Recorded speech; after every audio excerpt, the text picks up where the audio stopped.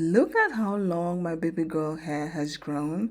I just finished washing the hair. I first detangle and then I wash the hair and then I deep conditioner and then I rinse it out. Now I moisturize the hair. I put it in this mini twist because I want to for it to stretch out a little bit. I'm about to do a quick and easy protective hairstyle. Her hair has grown so beautifully, so long, so nice. We're still a work in progress when it comes to the hair wash and styling it. It's still a work in progress, but she's getting better. Her hair is looking really, really good and really, really beautiful. Look at Alia's hair.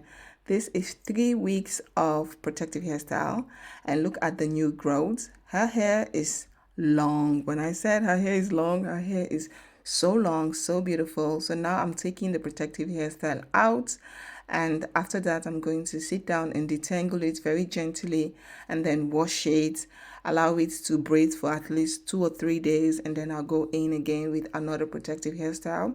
Protective hairstyle has been really helping me for them to maintain length because that's the key, and the hair is so beautiful, really, really nice.